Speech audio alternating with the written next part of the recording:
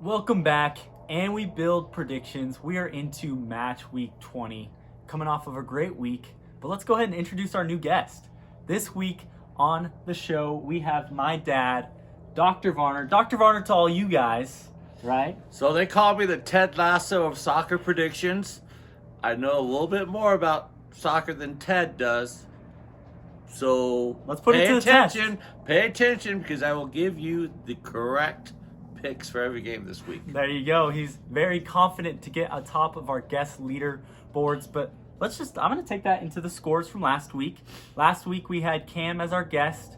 Brock, Cam, and I all tied for 5 points. So we got 5 points. That puts Cam on the top of the guest leaderboards. And my dad's coming to break Cam, it. I'm coming for you, brother. He's coming for it. And that takes our overall scores between me and Brock to 117 Brock, 113 me, and let's bring on another week.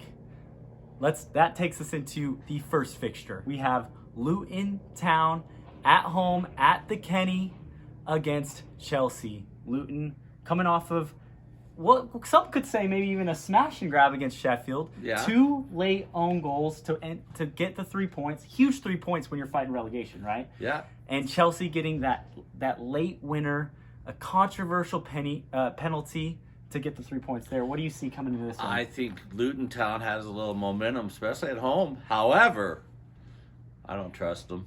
You don't trust I them? don't trust them. I see Chelsea sneaking into Luton Town with the 2-1 Chelsea win. 2-1. It's going to be exciting, though. It's going to come down to the reality of what you're saying there is the Kenny, no matter what, if there's a game at the Kenny, you should watch it because it's going to be exciting. It's going to be exciting. But I think Chelsea sneaks one out of there. And that's kind of been the reality of Chelsea is they know how to sneak these results, and they play this, they from face value. Brock always says this, from face value, they pass the eye test. But sometimes they don't always get the results. Luton Town has a little breathing room now.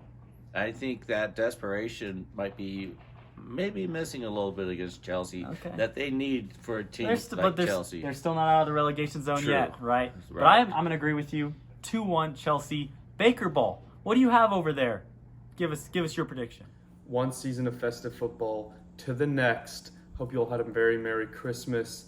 We're going to get straight into the Kenny. We're back at the Kenny, baby. This is a Chelsea side. They're creating so many chances, struggling to put them away. Kenilworth Road, a place that you are going to struggle to score.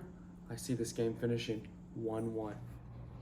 That brings us into Aston Villa at home against Burnley. Aston Villa need a response. I mean, to go up 2-0 against Man United and then to lose. That was embarrassing. I mean, it was a thrilling game. It's exactly what you love about the Prem. But Villa needed that 3 points. Right. And I think Villa gets the points back against Burnley this week, especially being at home. I see a 2-1, 3-1 Villa win. Which one is it? 2-1, 3-1. I'm going to go 2.5. I mean, because it is soccer. You can count. Anyways, let's go 3-1. Let's go 3-1. I think that's a realistic score in this particular one. Burnley is struggling, so we'll go with Villa. Yep, you'll go Villa. It seems smart. I'm going to agree with you again. Villa are just too much to handle, and Villa are looking at their schedule and being like, okay, we just lost a game, but good thing we have Burnley next week, right? So real quick, Brock, notice father like son? This is how we roll in the Varner clan. I don't know. I think he took my predictions from earlier. I wrote them down and he took them and he's just reading them. I'm trying to get him back on the winning ways of the of the program. Villa 3-1. Villa Brock, 3-1. what do you have? Villa going from hiccup to hiccup. We see them drop points again, but what a fixture to come around for them in the new year. It's a new year gift, a new year resolution. Can they get back on track against Burnley? I think so. 2-0 Villa. The next fixture is Crystal Palace at home against Brentford. Brentford got absolutely embarrassed at home, didn't they? Yes, he did. 4-1. 2 just costly mistakes by the former Wolves-Man, Nathan Collins, cost them the game. Palace, heartbreaking to lose to Chelsea in that way. But Elise, what a player he is, isn't he? Yeah, I see a lot of desperation out of Brentford, especially being at their own place. Yeah. I see this a 1-1 tie. I should be picking Palace, but Brentford, like you said, was embarrassed. There's going to be a little bit of anxiety to get at least a draw. And Brentford are good on the road. And the reality is, Palace, I mean, I don't know the exact stat on this, but Palace, picking a draw for Palace is almost a sure thing. They almost get a 1-1 draw every week. And I mean, I hate to do this again, back-to-back predictions, look at that. but 1-1. My dad knows ball. Let's see if Baker knows ball. Let's send it to him. Boy, is it a treat to have Elise and Eze on the same field again. A disappointing result against Chelsea, but I think this is the perfect kind of fixture to come around, be back at home, and playing a Brentford side that we see get boat raced at home. We've seen Brentford struggle for goals, but I think Palace takes this one 2-1. The next fixture is City at home against Sheffield United. City, after coming off that Club World Cup trophy, beat Everton, get that 3-1 win. Sheffield, heartbreaking stuff. To be up 2-1 in a relegation battle and to concede 2 own goals in the space of 5 minutes. Right. We won't see a beating like this since King Richard was on the throne. City is going to just going into one of the toughest places in the world to play. Right. You're not very good anyways. True. You just gave up a heartbreaker. Heads will be down and heads will roll. City 4-0. City 4-0. That's Posada's prediction here. I'm gonna differ a little bit. Okay. I don't think it will be as much of a battering, and the reason is I like what Wilder, the new coach of Sheffield, is doing.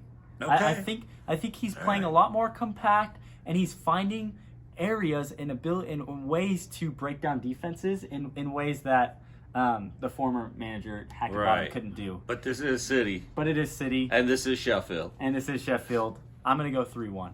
Okay. Brock, what do you have for us? Manchester City is finding form again. And they're playing against the Sheffield United side that likes to give up goals. 1 + 1 = 2. City win this one 5-0. Jordan, take us. The next fixture is Wolves at home against Everton. Everton really wanting a bounce back against a Wolves team that's in form. Wolves are on fire right now. I don't see a challenge, a big challenge. Everton was a decent team in the beginnings. They kind of really faded off in recent days. I just see the Wolves continuing the winning ways 2-0. Everton's going to put up a nice defensive.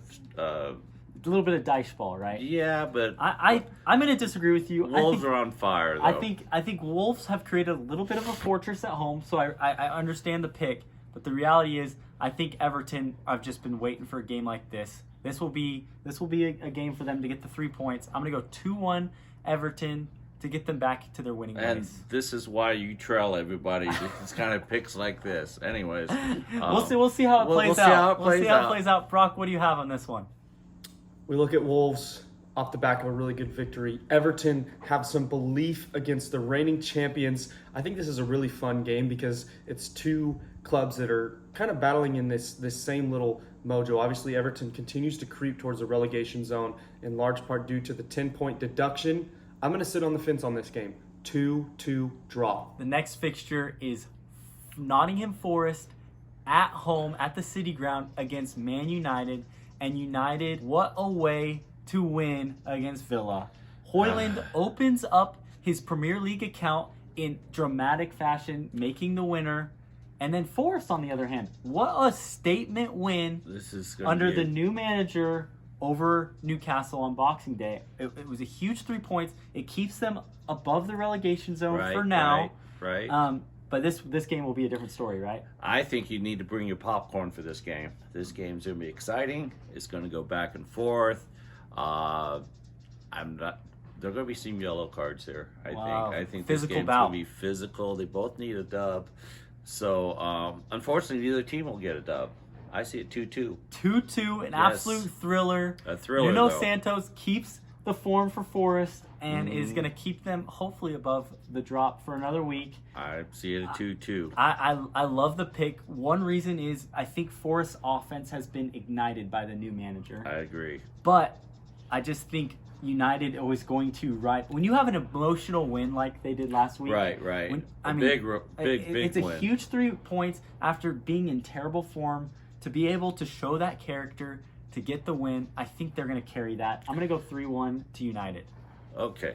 Baker, what do you have for us? My proudest prediction from the last episode. What did I tell you? Gunner is a game changer. We see United show some grit, some determination, and they find a way to get the result. Rasmus Højlund with his first goal. And what does that tell me? I think we're going to see him continue to find form. United's going to take this game 2-1. That brings us back to Craven Cottage. We have Fulham against Arsenal. Both of them coming off of very disappointing losses during Boxing Week. I agree, Fulham started off well the other day, but then it was just all Bournemouth, all Bournemouth down the stretch, and just piled up on 3 goals. And it's weird with Fulham. Is this going to be a bounce back for Fulham? Because Arsenal's kind of ticked off right now because they Arsenal lost to there's West Ham today, right? Yeah. And at the time of filming, and West Ham's been on fire. I don't care who they be playing. Exactly. But Fulham, the story is we think their offense is back. They go 5-0, 5-0, right? And then 3 games in a row they are held scoreless, right?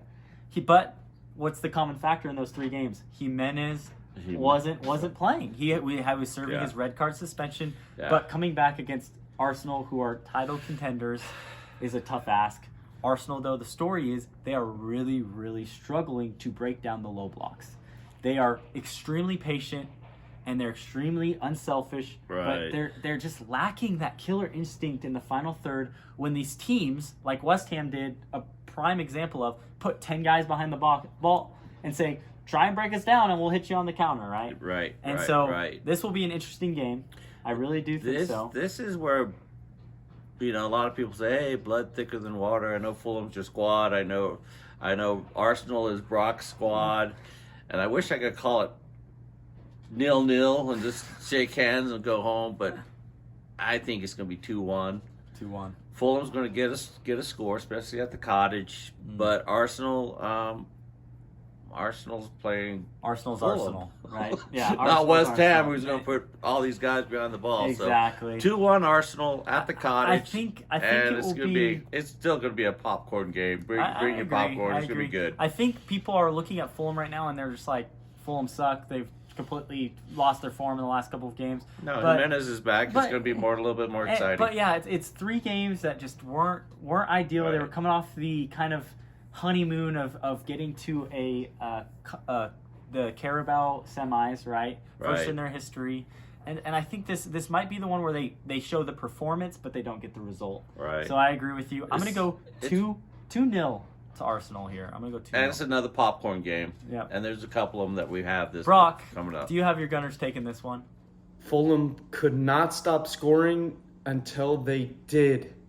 And we see them facing off against an Arsenal side that has been incredibly wasteful. And what we know about this is that usually doesn't change overnight. I think Arsenal is going to have to go in there, show some character, and they're going to have to find a way to gut it out. 2-1 Arsenal.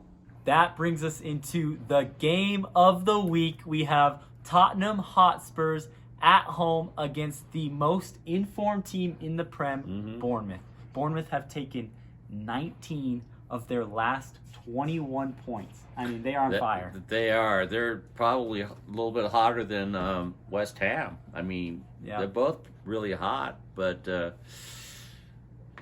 is the week where Bournemouth is going to take a step back. Okay. Wow. I know they've been hot. I know Tottenham didn't play very well this week, but they're at home and they need something. Bournemouth is going to bring some offense, though. They They will bring always some do. offense. They always so do. I'm going to go 3-2. 3-2 to going, Tottenham. Yeah, there's going to be some. And that's the thing about Tottenham is they play so attacking, but that leaves them vulnerable in the back. Right, And so right. It's a very fair assessment of what's going to happen.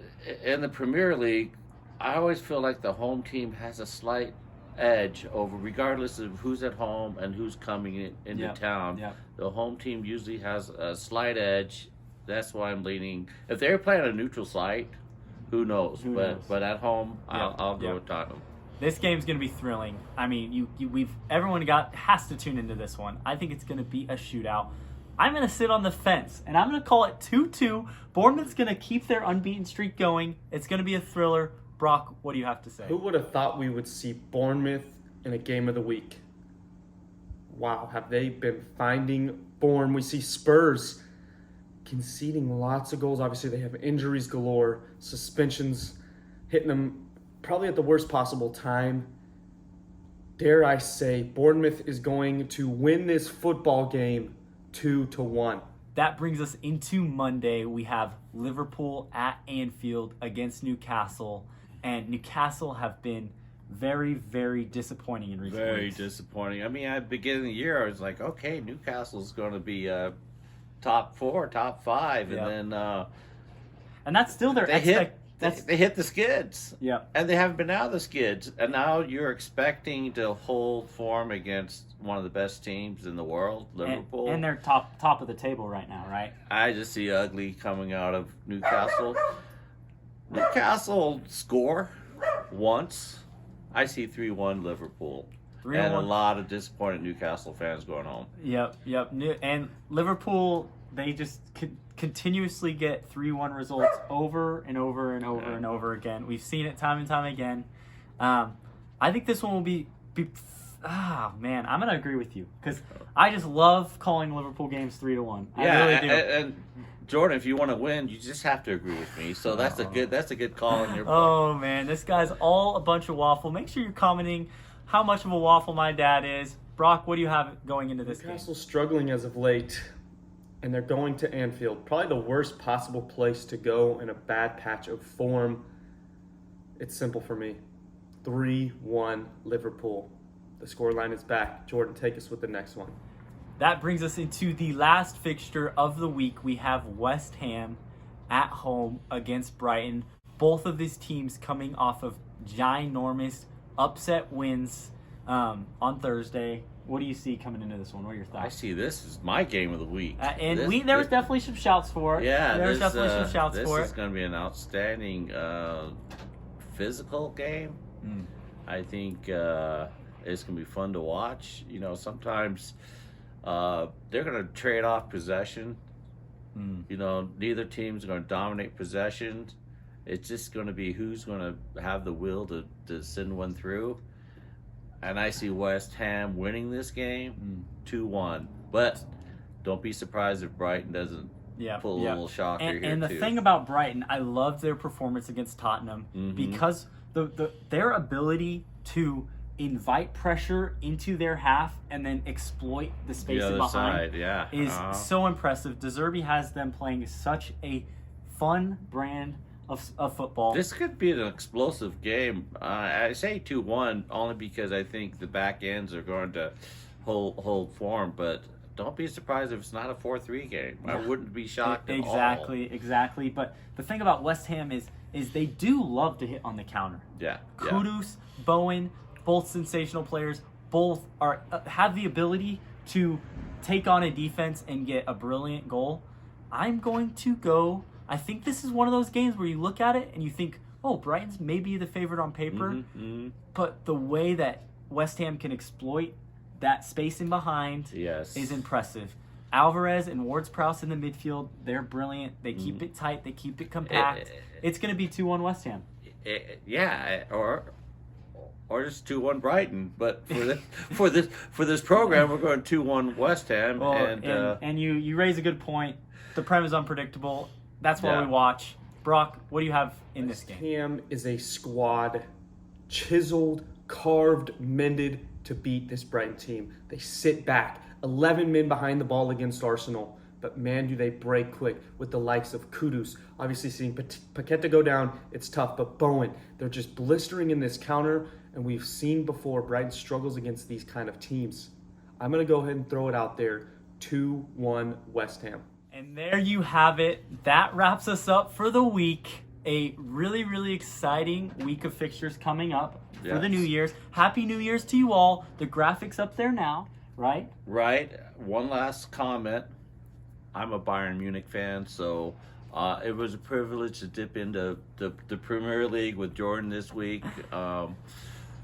I've been enjoying watching some of the matches with you. Yep. I forced him to watch. He's not a soccer fan at heart, if you couldn't tell by his crazy takes. But the reality is, I've been pulling him into the Prem. I think he might have put together a good week this week because he read my notes before. No, I didn't. But we'll see. Thank you for having you on. All right. And thank you guys all for watching. And have a good week. Happy New Year's. Cheers.